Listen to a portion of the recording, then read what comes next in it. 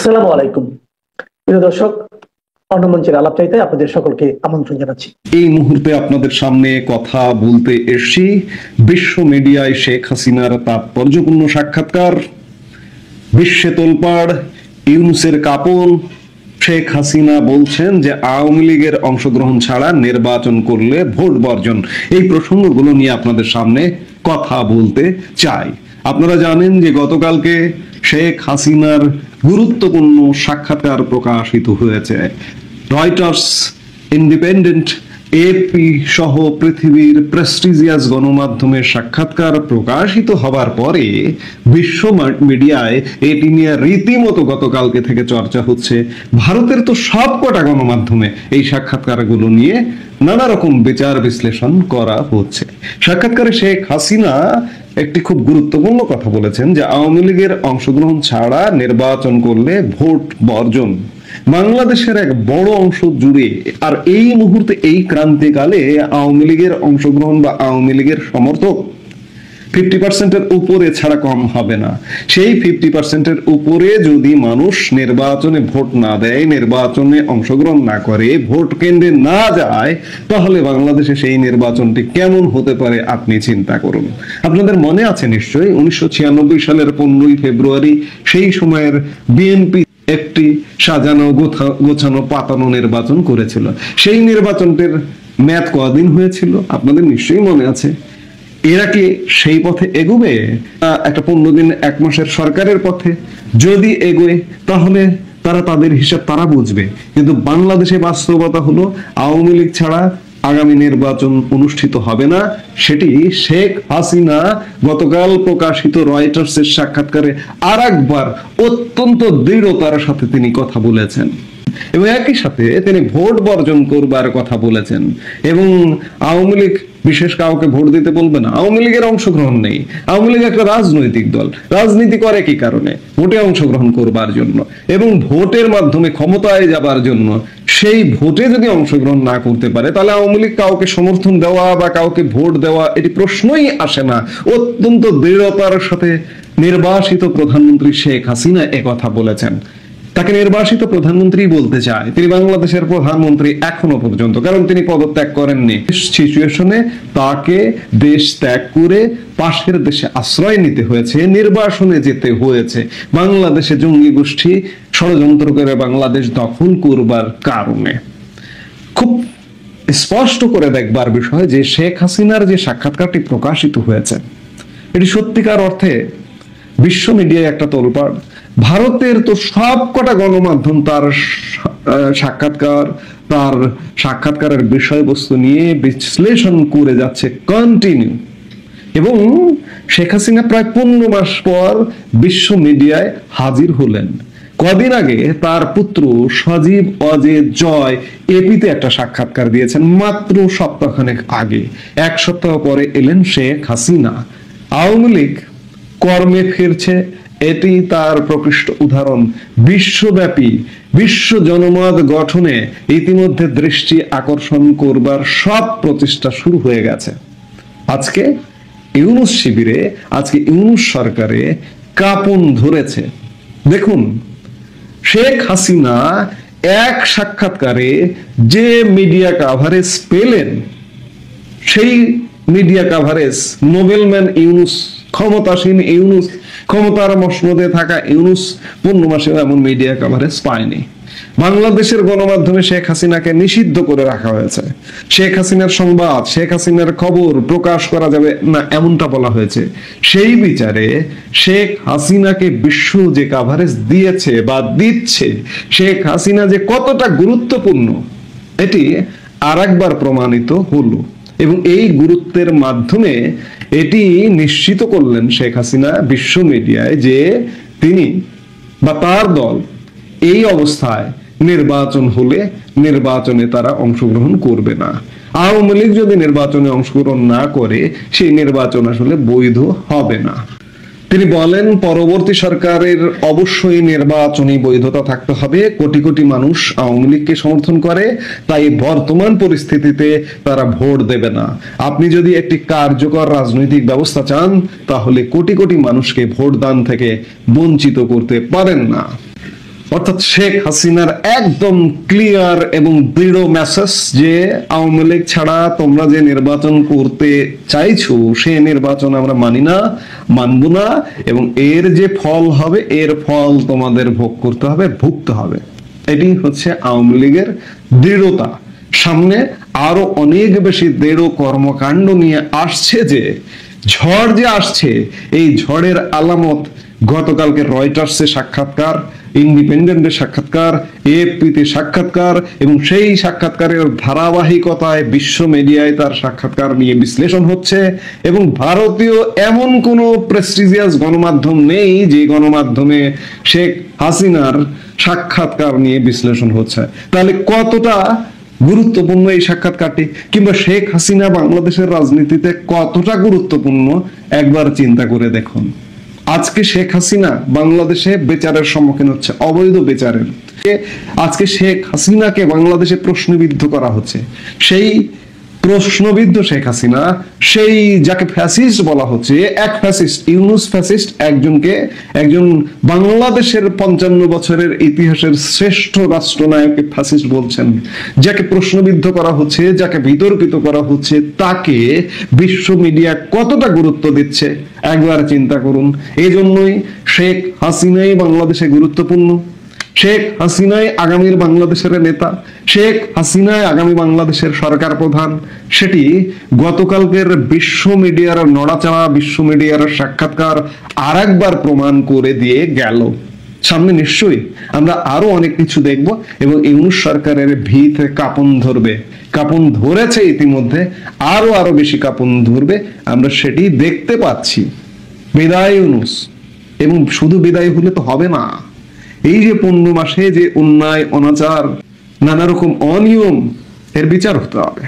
শেখ হাসিনা তার বিভিন্ন অনলাইনে বক্তব্য বলেছেন যে ইউনূসের হাতে হাতকড়া পরাবেন, মাজায় দড়ি পরাবেন। আমরা সেই সন্ধিক্ষণ দেখবার অপেক্ষায় আছি বাংলাদেশের মানুষ। ইউনূসের প্রতি আমাদের রাগ বিরাগ ভাজন ব্যক্তিগতভাবে না। আজকে আমার দেশের ক্ষতি করলেন, এর বিচার হতে হবে। আমরা বাংলাদেশের আপামর জনসাধারণ বিচার চাই ইউনূসের, এবং এই বিচারটা একমাত্র শেখ হাসিনাই করতে পারেন। এই জন্যই শেখ হাসিনাকে প্রয়োজন। এই মুহূর্তে বাংলাদেশে যে প্রচলিত রাজনৈতিক দলগুলো আছে তারা সেফ এক্সিট দিয়ে দেবে ইউনূসকে। ক্ষতি করবেন, সেফ এক্সিট চাইবেন, সেফ এক্সিট নিয়ে চলে যাবেন, তা যেন না হয়। আল্লাহর কাছে একান্তভাবে প্রার্থনা করি, আজকে বাংলাদেশের জীবন বের করে দিয়েছে সেই জালিম, সেই দুষ্ট চক্র যেন শাস্তির আওতায় আসে, আমরা সেটি প্রত্যাশা করব। এই মুহূর্তে এ পর্যন্তই। সবাই সুপ্রিয় সুধী, যে যেখান থেকে দেখছেন সবাইকে অনেক অনেক প্রীতি ও শুভেচ্ছা। আপনারা সবাই বাংলাদেশের রাজনীতি পর্যবেক্ষণ করছেন, গভীরভাবে করছেন, কেননা আপনারা যারা বাংলা ভাষাভাষী পৃথিবীর যেখানেই বসবাস করেন, বাংলা ভাষা, বাংলাদেশ এবং বাংলাদেশের মানুষ, এদেরকে নিয়ে আপনাদের মধ্যে অবশ্যই একটা চিন্তা কাজ করে, একটা টেনশন কাজ করে, এবং একটা মমতা, ভালোবাসা কাজ করে। এই বাঙালির হাজার বছরের ইতিহাসে যদি আপনি একটু খেয়াল করে দেখেন, সবচেয়ে কঠিন একটা সময় অতিক্রম করছে এখন। কারণ বাংলাদেশটিকে যারা বলৎকার করেছে তারা হচ্ছে নতুন প্রজন্মের কিছু বকে যাওয়া ছেলে, যারা দেশ বোঝে না, যারা সংবিধান বোঝে না, যারা আইন বোঝে না, যারা নীতি বোঝে না, যারা শাস্ত্র বোঝে না, যারা শুধু বোঝে মানুষকে পিটিয়ে, মানুষকে মেরে কিভাবে টাকা পয়সা, ক্ষমতা ব্যবহার করে নিজের পেট ফোলানো যায়। আপনারা যদি দেখেন, এই নাহিদ থেকে, সারজিস থেকে শুরু করে তাদের দুইটা ছবি আপনারা নেন। একটা ছবি হলো 5 অগাস্টের আগে 2024 সালের, আর আজকের একটা ছবি নেন। ছবি নিলে দেখবেন এগুলা সব, মনে করেন যে এই একটা বছর তো তাদের শ্রম অনেক বেশি হওয়ার কথা, একটা নতুন সিস্টেম তারা চালু করতে চাচ্ছে, দেশটাকে একটা নতুন ধারায় নিয়ে যেতে চাচ্ছে। তাহলে তারা রাত দিন ভরে কাজ করার কথা, তাদের পেট শুকিয়ে যাওয়ার কথা, শরীরের মাংস 3 কেজি কমে যাওয়ার কথা। আমি গ্যারান্টি দিয়ে বলছি, প্রত্যেকের শরীরের ওজন 5 KG, 6 KG, 7 KG, 8 KG, 10 KG করে বেড়ে গেছে। তার মানেটা আপনারা বুঝতে পারছেন। কোরআনে হাদিসে আছে, যারা সুদী হয়, গোশখোর হয়, তাদের পেট বেড়ে যায়। তাদের অবস্থাটা কিন্তু তাই হয়েছে। এক দ্বিতীয় যে কথাটি আসলে বলতে চেয়েছি আজকে, সে বিষয়টি হচ্ছে বিএনপি আজকে একটি সংবাদ সম্মেলন করেছে, সংবাদ সম্মেলন না, বিএনপি একটি তার সর্বোচ্চ যে কমিটি, যেটাকে বলে স্থায়ী কমিটি, স্থায়ী কমিটির মিটিংয়ে একটি কথা জোর দিয়ে বলেছে। সেই কথাটি কি? যে আমরা বাংলাদেশে কোনো রাজনৈতিক দলকে ব্যান করা হোক সেটা চাই না, সমর্থন করি না। এই যে ঠেলাটা, কদিন আগে না আওয়ামী লীগকে কর্মকাণ্ড নিষিদ্ধ করলো, ফখরুল সাহেব কি বললেন? আমি আজকে জীবনে সবচেয়ে বেশি খুশি, মানে যখন আওয়ামী লীগের কর্মকাণ্ড নিষিদ্ধ করছে উনি খুশি, আর আজকে উনি খুশি না। এর কারণটা কি একটু ব্যাখ্যা করব আপনাদেরকে। তারপর আমাদের সেনাপ্রধান প্রেসিডেন্টের কাছে গেলেন, প্রথমে গেলেন কার কাছে? চিফ জাস্টিসের কাছে। চিফ জাস্টিসের কাছ থেকে এসে গেলেন কার কাছে? ডক্টর ইউনূসের কাছে। ইউনূসের কাছ থেকে এসে গেলেন কার কাছে? বাংলাদেশের সত্যিকারের বৈধ প্রেসিডেন্টের কাছে। এই তিনজন মানুষের কাছে যখন তিনি দেখা করলেন, তখন নানান পত্রিকায়, নানান নিউজে, নানান অনলাইন পোর্টালে, ইউটিউবে নানান গুঞ্জন ডালপালা মেলছে। আসলে এইসব গুঞ্জনের মধ্যে সত্যিটা খুঁজে বের করা সবসময় কঠিন হয়ে দাঁড়ায়। মূল কথাটা হচ্ছে, সেনাপ্রধানকে ভারতীয় অথরিটি একটি দায়িত্ব দিয়েছেন যে আপনার তো একটা সার্বভৌম রাষ্ট্রের সেনাপ্রধান, এখন দেশে যে চিফ জাস্টিস আছে উনাকেও অবৈধভাবে তারা নিয়োগ দিছে, সুতরাং তাদের সরকার যেহেতু অবৈধ, তাদের নিয়োগটিও অবৈধ। এক, ডক্টর ইউনূস একটি অবৈধ সরকারের প্রধান, যেই সরকারটি কনস্টিটিউশনাল কোনো গ্যারান্টি নেই। পৃথিবীর যে কোনো দেশ এই সরকারের সাথে যেই সব চুক্তি করবে, কর্মকাণ্ড করবে, সেগুলো বাতিল বলিয়া গণ্য হইবে। একমাত্র প্রতিষ্ঠান প্রেসিডেন্ট। এই প্রেসিডেন্টই বাংলাদেশের বৈধ আইন অনুসারে সুষ্ঠুভাবে নির্বাচিত একজন প্রেসিডেন্ট। তাই তারা আমেরিকার সাথে যখন ভারতের একটা কনফ্রন্টেশন যায়, ভারত আমেরিকার প্রেসিডেন্ট ডোনাল্ড ট্রাম্পের 5টি ফোন কল রিফিউজ করেছেন। তার মানে বলেছেন যে তোমাদেরকে না হইলেও আমরা চলবো, আমরা দেখব দক্ষিণ পূর্ব এশিয়াতে তুমি কি করে ঢুকো। তুমি বাংলাদেশ দিয়ে ঢুকতে চাচ্ছ তো?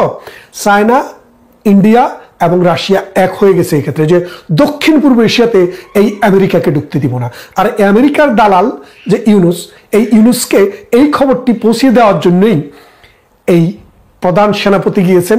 প্রধান সেনাপতি গতবারে বক্তৃতায় কি বলেছিলেন? যে দেশের সার্বভৌমত্ব, আমি আপনাদেরকে সতর্ক করছি, দেশের সার্বভৌমত্ব বিনষ্ট হবে। বলেনি দেশে এনার্কি হবে, বিশৃঙ্খলা হবে, বলেছে সার্বভৌমত্ব চলে যাবে। সার্বভৌমত্ব কখন যায় আপনারা বুঝতে পারছেন?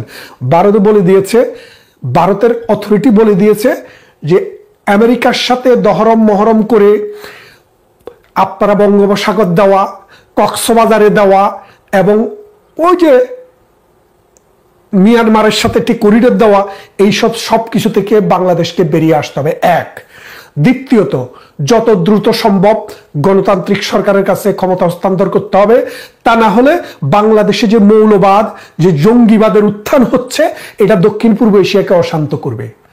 তিন হচ্ছে আমেরিকার তাবেদার, যেই সব আমেরিকার টাকা খেয়ে জামাত, এনসিপি এবং ডক্টর ইউনূস গং যে আকাম কুকাম বাংলাদেশে চালাচ্ছে, মানুষকে যেভাবে হত্যা, নির্যাতন, দর্শন করছে, এতে করে এই অঞ্চলের স্থিতিশীলতা বিনষ্ট হচ্ছে।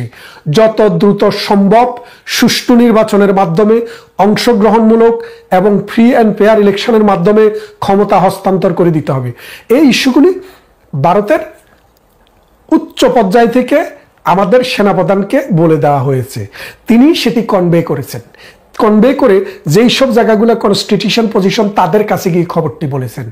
এখন এই খবর পাওয়ার পর এই খবরটি আবার বিএনপির কাছেও ডিপ্লোম্যাটিকভাবে কনভে করা হয়েছে।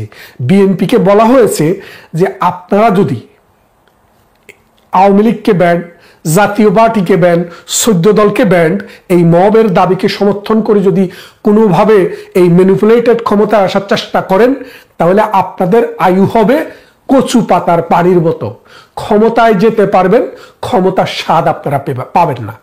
এই কথা শোনার পর বিএনপিরও একটু পায়ের নিচের মাটিটা কেঁপে উঠছে।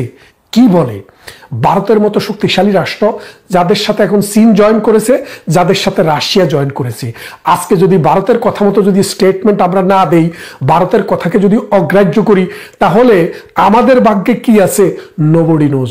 তাড়াতাড়ি এই বিএনপি তাদের প্রেসিডিয়াম কমিটি, যেটাকে বলে স্থায়ী কমিটি, সেই কমিটি মিটিং করলো।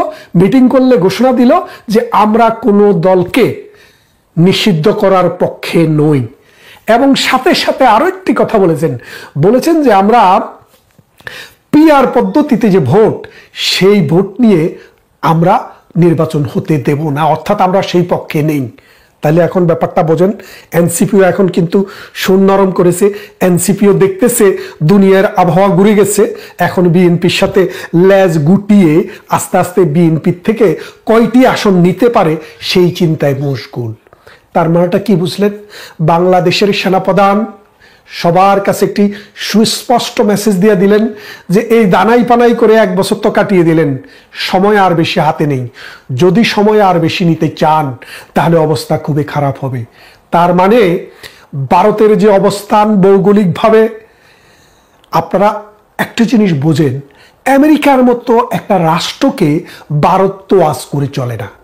তারা বলছে, রাজনাথ সিং এর বক্তৃতা আপনারা শুনেছেন, তিনি বলেছেন যে কোনো বন্ধুই চিরকাল বন্ধু আর কোনো শত্রুই চিরকাল শত্রু নয়। অর্থাৎ রাষ্ট্রের সাথে যে আরেকটা রাষ্ট্রের সম্পর্ক, সেই সম্পর্ক যে কোনো সময় পরিবর্তন হতে পারে।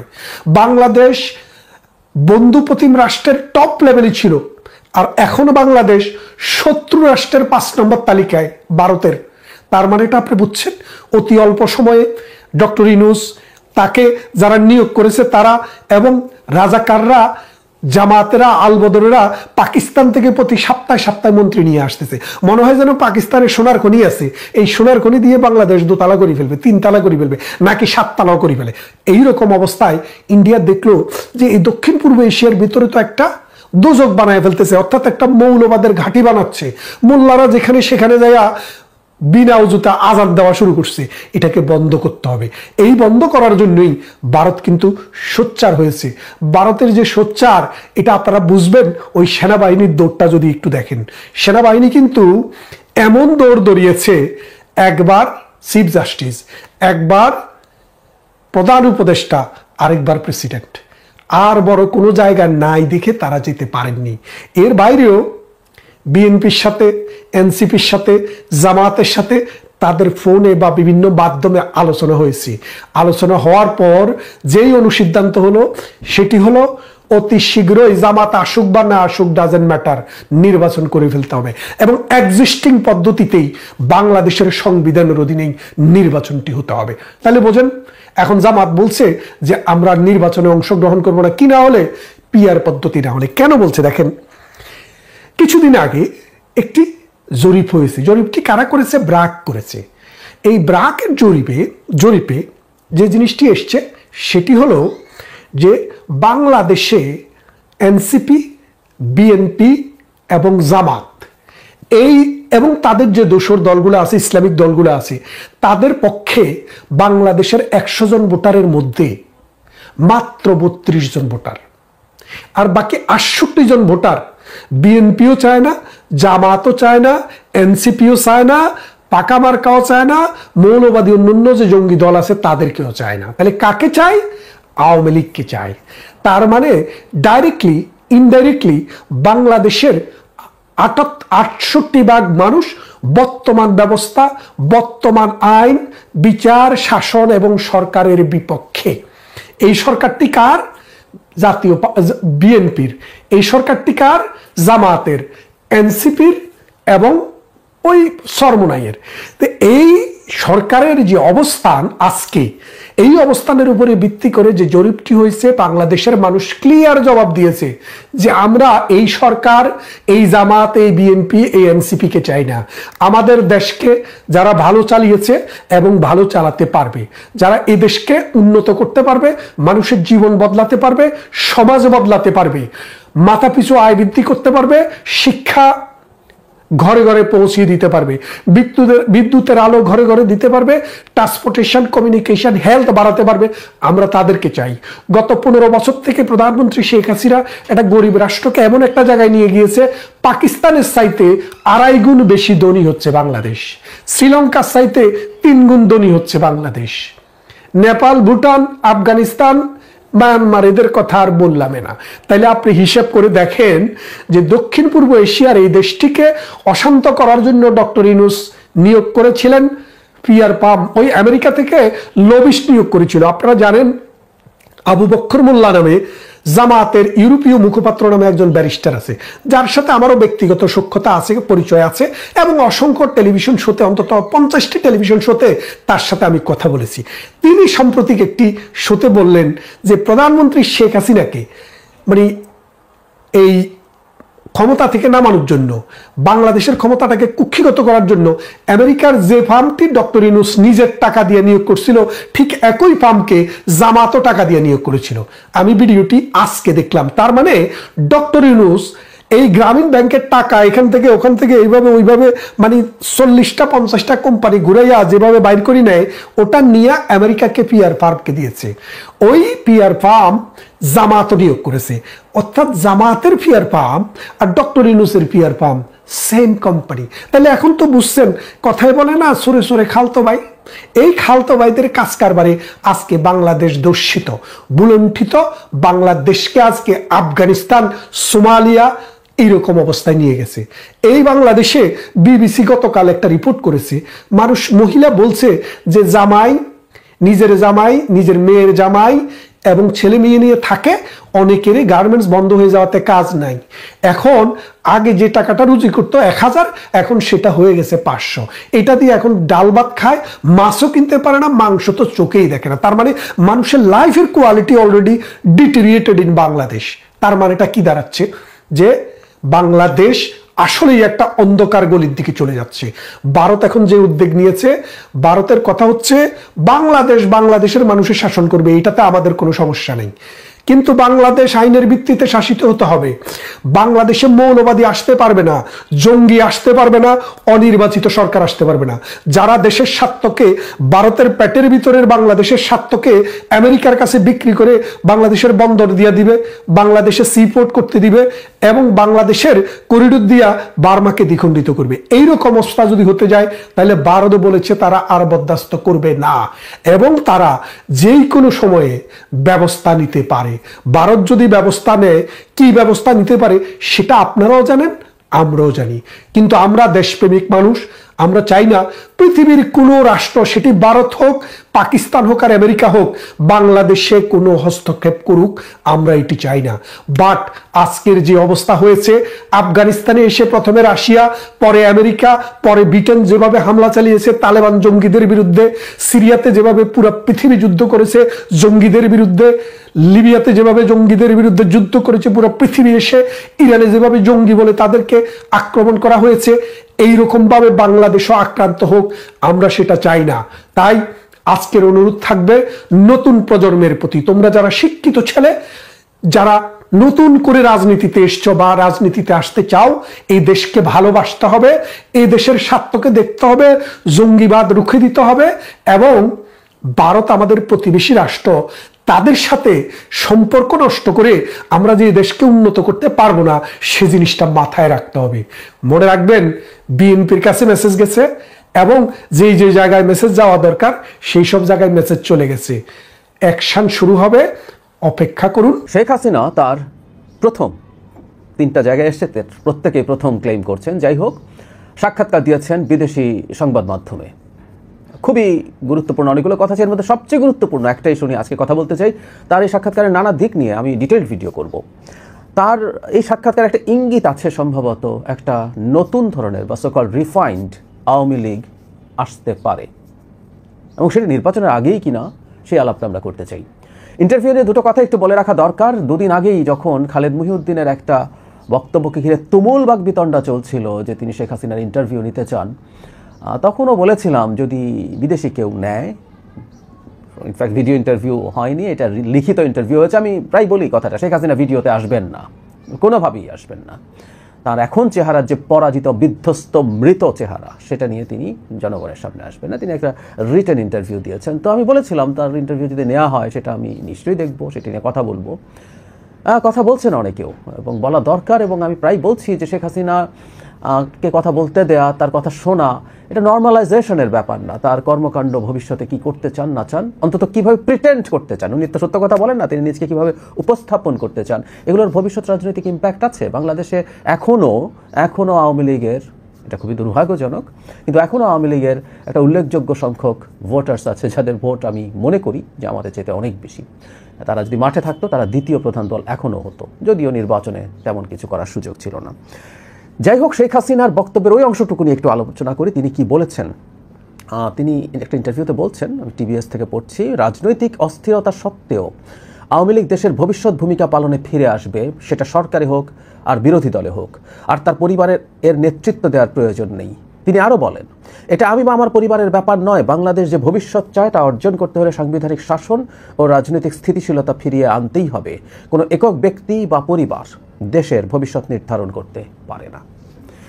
শেখ হাসিনার পরিবারের ব্যাপার না এটা, তার পরিবারের নেতৃত্ব দেওয়ার প্রয়োজন নেই, প্রেসাইজলি ক্লিয়ারলি বলেছেন।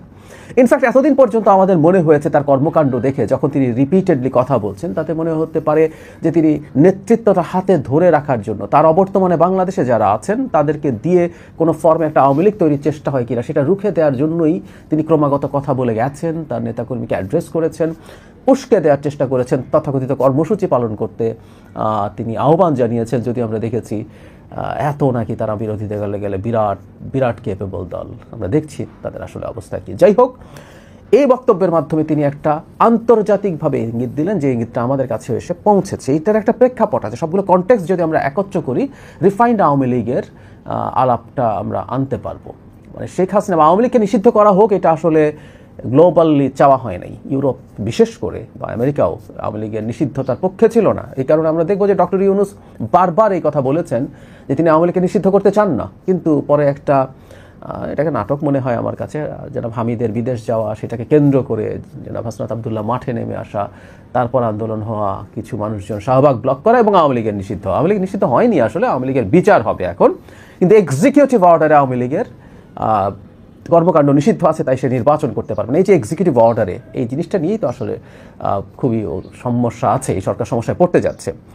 সাম্প্রতিক সময়ে হিউম্যান রাইটস ওয়াচ সহ আরও 4টা, মোট 5টা মানবাধিকার সংস্থা বাংলাদেশ নিয়ে অনেকগুলো কথা বলেছে। এর মধ্যে খুব ক্লিয়ারলি আওয়ামী লীগের উপর থেকে সরকারি যে নিষেধাজ্ঞাটা আছে এটা তুলে নেওয়ার কথা বলা হয়েছে, এবং তারা রেফার করেছে, এটা আমিও তাদের রিপোর্ট দেওয়ার পর খুবই সারপ্রাইজিংলি দেখেছি, সেটা জাতিসংঘের মানবাধিকার হাই কমিশনের যে রিপোর্ট জুলাই অগাস্ট নিয়ে করা হয়েছে, সেখানে এটা একটু যোগ করে রাখা ভালো যে শেখ হাসিনাকে ভয়ঙ্কর রকমভাবে তারা অ্যাকিউজ করেছে, আক্রমণ করেছে, এবং এটা খুবই গুরুত্বপূর্ণ একটা ডকুমেন্ট আমাদের জন্য।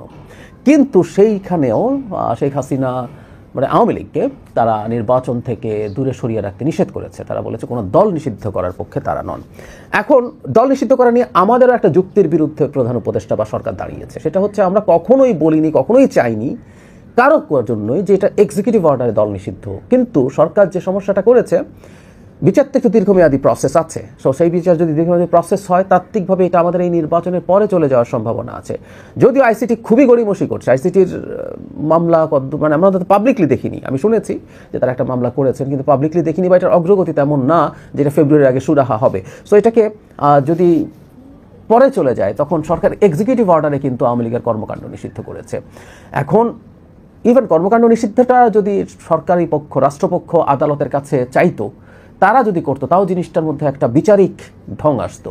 কিন্তু এটা বিচারিক ঢং এখন আর নেই, এটা executive order purely. So purely একটা এক্সিকিউটিভ অর্ডার সরকার চাইলে যে কোনো মুহূর্তে উইথড্র করতে পারে। সুতরাং আমি মনে করি এখন আওয়ামী লীগের নেতৃত্বের ব্যাপারে শেখ হাসিনার যেহেতু মাথা ব্যথা নেই, এই পরিবারের কেউ যদি একটা ইন্টারিম সময়ের জন্য অন্য কারো হাতে নেতৃত্ব দিয়ে একটা আওয়ামী লীগ আসতে দিতে চায়, এবং এটা একটা প্রক্রিয়া যদি চলে, এটার জন্য আন্তর্জাতিক চাপ, এটার পক্ষে আন্তর্জাতিক সমর্থন এবং সরকারের উপরে আন্তর্জাতিক চাপ বাড়ার সম্ভাবনা আছে।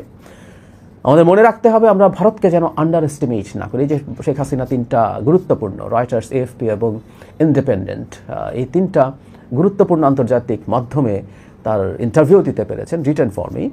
তাকে সমস্ত প্রশ্ন করা হয়েছিল, তিনি সেগুলো জবাব দিয়েছেন। এগুলো নিয়ে নানা আলোচনা আছে, যেটা নিয়ে ডিটেল ভিডিও করবো, সেখানে কথা বলবো যে এগুলো পিআর ফার্মটা দিয়ে হয়েছে কিনা। It's a different debate, but she ওনস that, এটা তার ইন্টারভিউ, তো সেটা করছে। সুতরাং ভারতের সফট পাওয়ারের কথা বলছি, ভারতের সফট পাওয়ার খুবই খুবই শক্তিশালী, তাদের তুলনায় আমরা কিছুই না।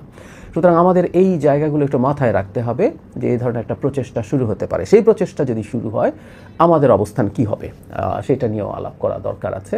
আমরা যদি চাই যে একটা দল তার কর্মকাণ্ড নিষিদ্ধ হোক, তার দলটি পুরোপুরি নিষিদ্ধ হোক, এটা বিচারিক প্রক্রিয়ায় হবে, তাহলে তার সাথে সরকারের এক্সিকিউটিভ অর্ডারে বন্ধ করার তো নিশ্চয়ই কনফ্লিক্ট আছে।